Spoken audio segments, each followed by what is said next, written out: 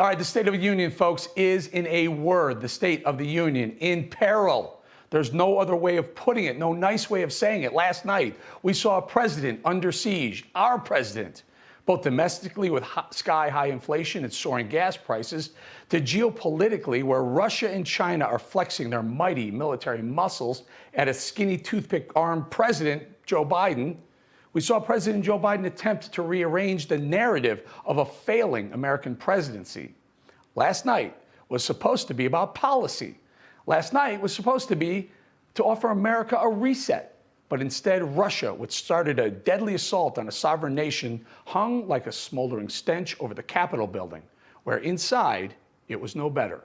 Vladimir Putin was the man most people had on their mind last night, not Joe Biden.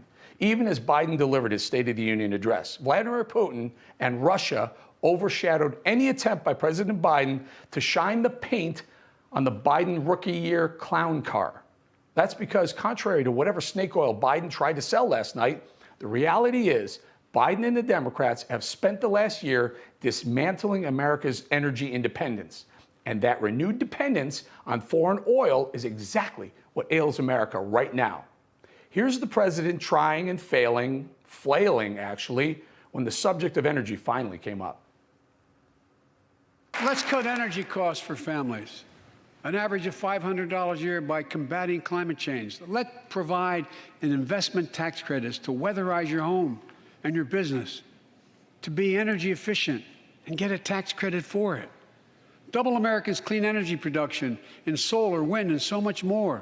Lower the price of electric vehicles, saving another $80 a month that you're not going to have to pay at the pump.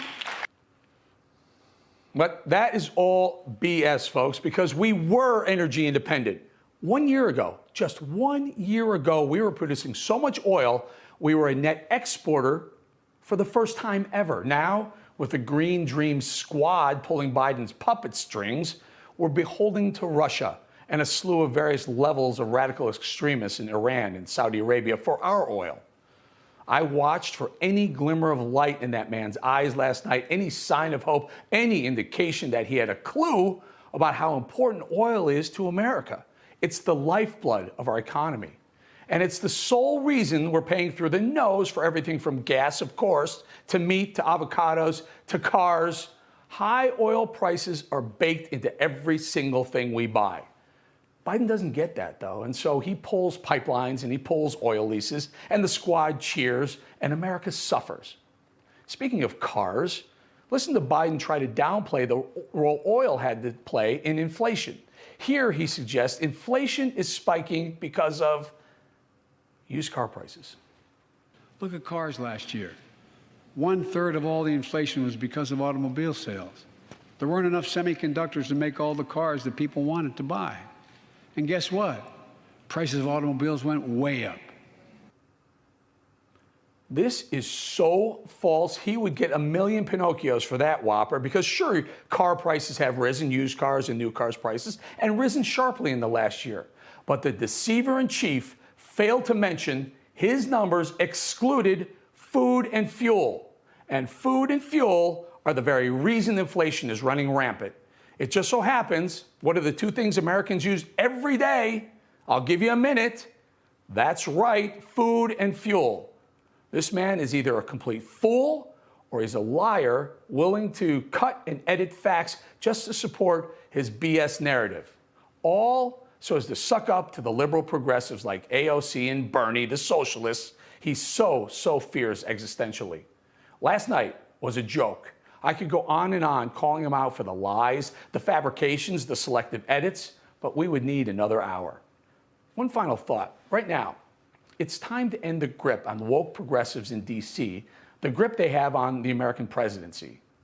We have the tools right now to stop Vladimir Putin's dream of conquering the world in his tanks and convoys tracks, stopping them. Those tools are two. One, obviously renewing our commitment to energy independence. And two, choke the financial life out of Russia and all its oligarchs and not let up on that chokehold until Putin either taps out or is extinguished. And we can do that. Unfortunately, we heard none of that last night. One final note. I watched the global oil markets react to Biden's words live as Biden was delivering that State of the Union last night. And those oil traders saw what I was seeing. As Biden spoke, oil prices rose and rose and rose, ending the night an additional $5 per barrel higher, and that was on top of an already $9 rally in the oil markets for the day. Oil is our economy's lifeblood, as I said, and Joe Biden wouldn't know the difference between a barrel of oil and a barrel of monkeys, and that is the reason we're so screwed at the pump and the grocery checkout aisle, day in and day out. Joining me now, journalist and host of the Megyn Kelly Show, and my good friend Megyn Kelly. Megyn, just let me get your thoughts on what we saw and heard from Joe Biden in an hour and 2 minutes last night. Well, I thought overall it was an admission that his policies have been wrong-headed, and those being pushed by Republicans have been the right ones, but he wasn't man enough to explicitly say that. You know, on everything from COVID to immigration to cops, he's come over to the positions of his adversaries that he's been demonizing for the better part of a year or two now, right? Immigration, we need to secure the border. Well, why don't you do that then? Because you undid virtually all of Trump's policies that, while not perfect, were on their way toward doing that, right? And then you demonized him for those policies, calling him a racist. When it comes to COVID, he says we need to reset and we really need to stop demonizing one another, stop seeing one another as the enemy and casting everything on a partisan dividing line. Hello, preacher, heal thyself. You are the one who's been doing that. You are the one who has been otherizing Americans for not getting your mandatory vaccine. You're the one who's having healthcare workers and cops and firefighters fired for not getting your mandatory vaccine and then essentially calling them bad people. You're the one on other policies, like what's happening in the schools, asking neighbor to report on neighbor and parent to report on parent and referring to parents as domestic terrorists. All right. So spare me the lectures about painting one another as the enemy, right? I mean, I could go on the stuff about the cops. I mean, that's probably the best example. I saved it for last, where we shouldn't be defunding the police. We should fund the police. Great. It's terrific. He finally explicitly said it.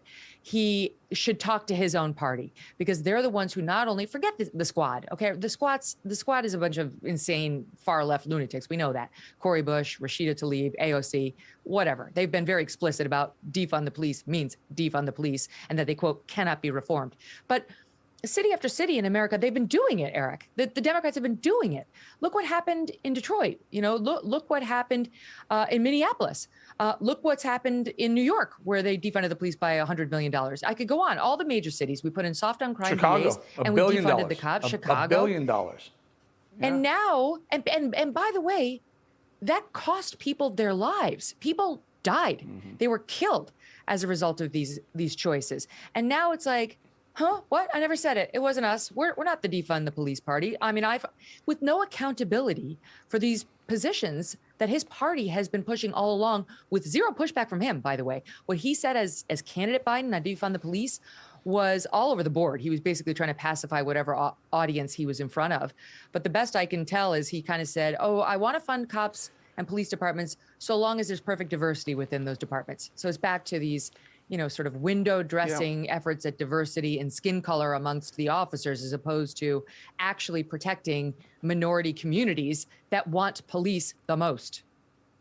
Yeah, I was kind of amused, let me put it that. I was amused to see the Democrats standing when Biden said, let's close the border, let's lock up our border, make it less porous, let's refund the police, not defund the police. He talked about so many things that are conservative values, and meanwhile, Democrats, Chuck Schumer couldn't figure out whether he should stand or sit. Couldn't figure it out because Biden was saying it, so he wanted to stand. But what Biden was saying was a conservative value, so he couldn't figure it out. What about the schools? What about the nonsense on the schools? The schools need to stay open. Well, let's take a deep dive into why they were closed.